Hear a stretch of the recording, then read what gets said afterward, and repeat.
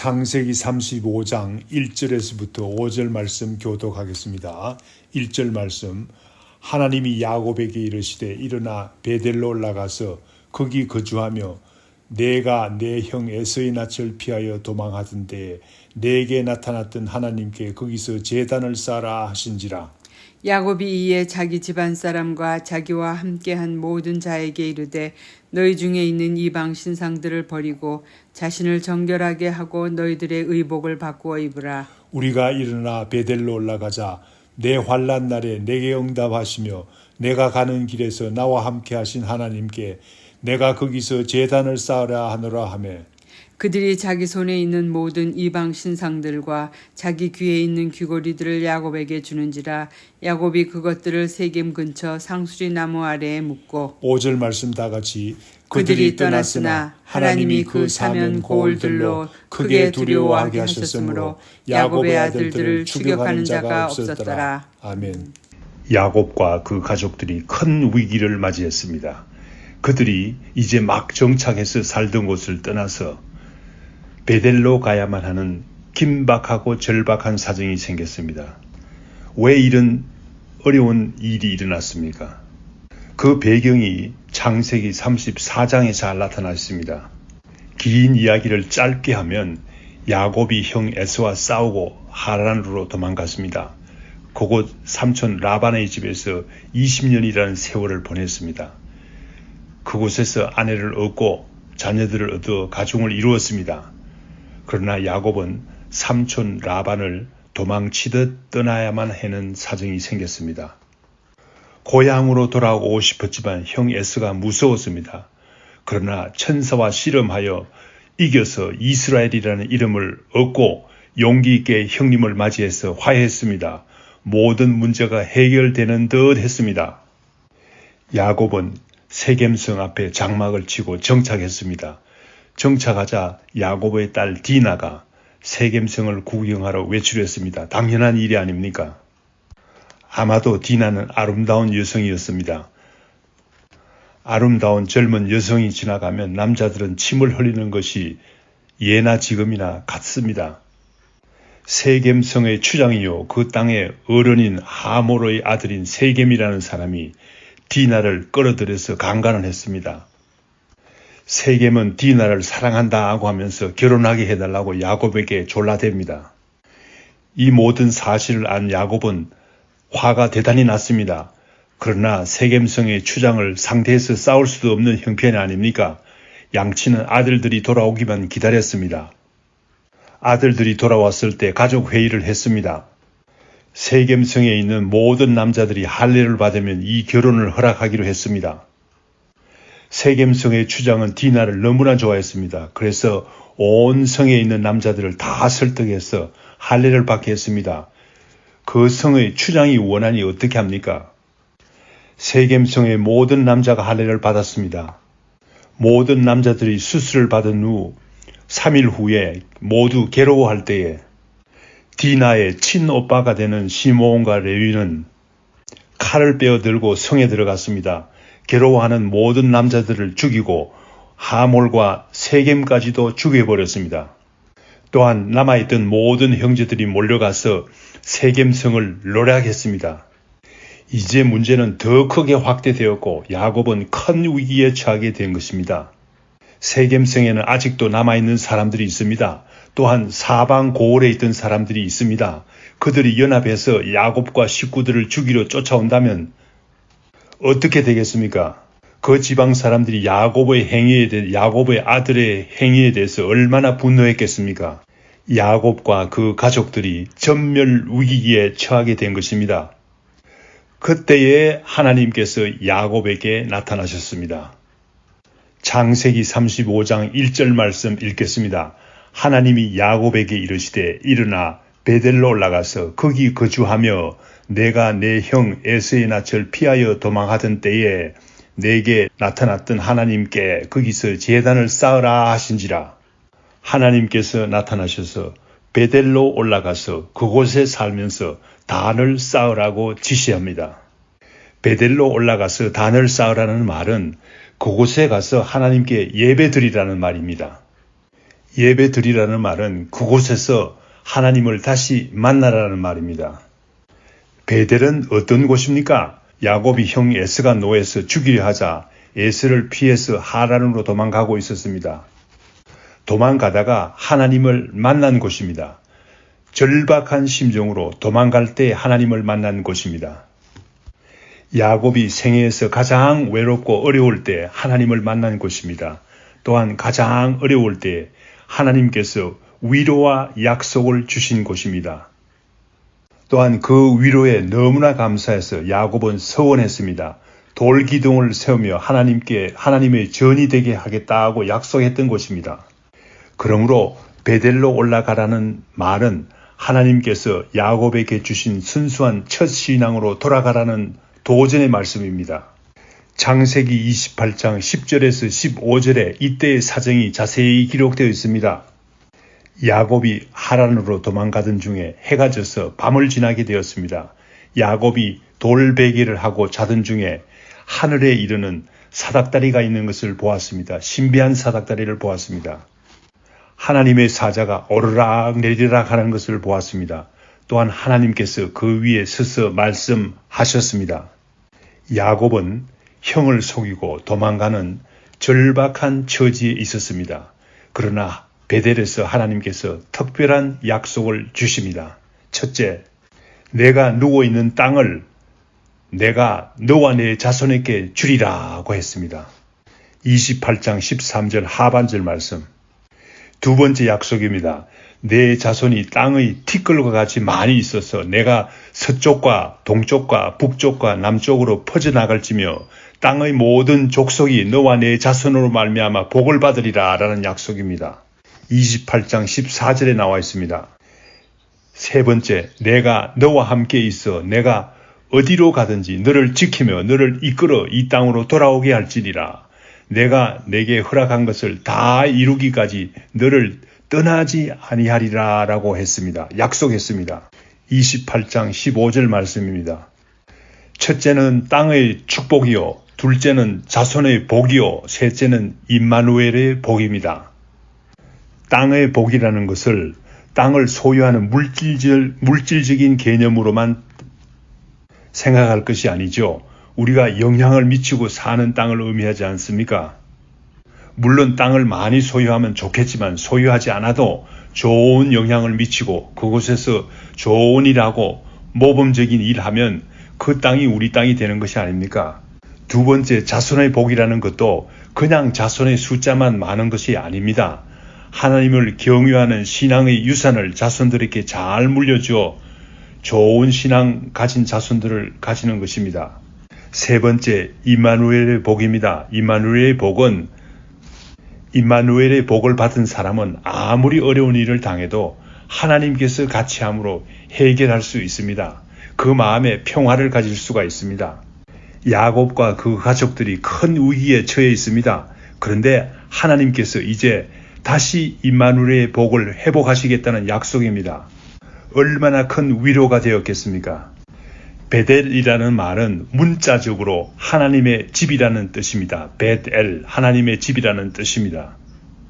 우리에게는 교회입니다. 바로 교회입니다. 하나님께서 위기를 당한 야곱에게 베델로 올라가서 단을 쌓으라고 말했습니다.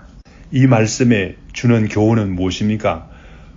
우리도 어려움을 당했을 때, 위기를 당했을 때 교회에 가서 순수한 첫 신앙을 회복하고 예배를 드리고 기도하며 문제를 해결하는 말이 아니겠습니까? 하나님께서는 교회를 통해서 우리가 은혜 받고 이 땅에서 더 많이 영향력을 미칠 것을 원합니다. 또한 이 땅의 주인이 되기를 원하십니다. 믿음의 주인이 되기를 원하십니다. 말씀을 듣는 여러분 모두 다들 임마누엘의 복을 경험하시기를 간절히 축원합니다. 본문 말씀 2절에서 4절 말씀에서는 하나님께서 이방 신상을 버리라고 하나님께서 야곱에게 지시합니다. 또한 야곱은 온 가족들에게 모든 이방 신상을 우상을 버릴 것을 지시하게 됩니다. 야곱은 베델로 올라가서 하나님께 단을 쌓을 준비를 하다가 문득 깨닫게 됩니다. 야곱은 어느새 자신의 생활과 자기 가정에 스며든 우상을 발견하게 됩니다. 하나님의 백성으로 적절치 못한 습관과 의복을 발견하게 됩니다. 온 가족들과 같이 사는 모든 사람들을 모았습니다. 우상을 버릴 것을 야곱은 명령합니다. 4절 말씀에 보면 야곱의 가족들이 이방 신상뿐만 아니라 이방인들의 풍속을 받았습니다. 귀에 달던 귀고리도 빼고 모든 것을 모았습니다. 세겜 근처 상수리 나무 아래 묻었습니다. 하나님을 예배하기에 적당한 의복을 입고 마음을 갖추어 베델로 출발했습니다. 야곱의 가정에 언제 이방 신상이 들어왔습니까? 야곱이 가장 사랑하던 아내 라헬이 삼촌 라반의 집을 떠날 때 드라빔이라는 우상을 몰래 훔쳐왔습니다. 값비싼 물건이니 귀하게 간수했을 것입니다. 야곱은 사랑하는 아내가 귀하게 생각하니 아무 말도 못하고 내버려 두었을 것입니다. 이와 같이 이방 신상은 나의 사랑하는 아내 혹은 존경하는 남편 혹은 눈에 넣어도 아프지 않는 귀한 자녀들로 통해서 우리 가정에 들어옵니다. 하나님께서 이방 신상을 허용하며 적당하게 살기를 원치 않으십니다. 10계명의 제1계명이 무엇입니까? 출애굽기 20장 3절 말씀입니다. 너는 나 외에는 다른 신들을 내게 두지 말라라는 말씀입니다. 하나님께서는 우리 생활에서 하나님 외에 다른 신들을 두지 말 것을 원하십니다. 우리가 하나님을 섬기는 백성들이라고 자처합니다. 그러나 얼마나 하나님께서 싫어하시는 우상들을 두며 살고 있습니까? 아마도 야곱의 식구들 중에서 또 반대하는 사람들이 있었을 것입니다. 왜 그렇게 귀하고 아까운 신상들을 버려야 하는지 알 수 없습니다, 아버지라고 이렇게 말했을 것입니다. 그러나 이제 야곱은 애매모호한 태도를 버리고 하나님께서 싫어하시는 모든 것들을 땅에 묻어버렸습니다. 우리도 야곱과 같이 과거의 불분명한 태도와 습관을 버려야 되겠습니다. 하나님을 진실로 기뻐하는 생활을 해야 되겠습니다. 습관을 가져야 되겠습니다. 야곱과 그 식구들이 이제 떠났습니다.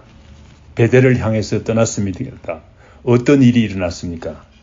창세기 35장 5절 말씀 읽겠습니다. 그들이 떠났으나 하나님이 그 사면 고을들로 크게 두려워하게 하셨으므로 야곱의 아들들을 추격하는 자가 없었더라. 야곱과 온 식구들이 장막을 걷고 이동을 하기 위해서 출발했습니다. 그러나 아무도 그들을 추격하는 사람들이 없었습니다. 상식적으로 생각하면 어떤 일이 일어나야만 합니까? 세겜성의 추장을 죽이고 많은 사람들을 죽였습니다. 그 지방 사람들이 복수를 하기 위해서 떼를 지어 쫓아오는 것이 당연하지 않습니까? 그런데 아무도 따라오지 않았다고 합니다. 왜 이런 기적이 일어났습니까? 하나님께서 사면 고을 사람들로 하여금 야곱을 크게 두려워하게 했다고 했습니다. 야곱과 그의 식구들을 두려워하니 감히 달려드는 사람들이 아무도 없었던 것입니다. 이와 같이 하나님은 하나님의 방법대로 살려는 사람들을 보호해 주십니다. 눈동자같이 지켜주신다고 약속하셨습니다. 신명기 32장 10절 말씀에 약속하십니다. 어떻게 하나님께서 백성들을 지키시는지 봅시다. 여호와께서 그를 황무지에서 짐승이 부러지는 광야에서 만나시고 호위하시며 보호하시며 자기의 눈동자같이 지키셨도다. 하나님께서는 이스라엘 백성들을 40년간이나 광야에서 지키셨습니다. 황무지가 얼마나 무섭습니까? 짐승이 부러지는 광야는 얼마나 두려운 곳입니까? 그런데 하나님께서 그 광야에서 하나님께서 이스라엘 백성들을 만나시고 호위하시며 하나님께서 호위하시니까 누가 침범합니까? 하나님께서 보호하시며 자기의 눈동자같이 지키셨다고 하셨습니다. 우리가 눈동자를 얼마나 부드럽게 잘 간수합니까?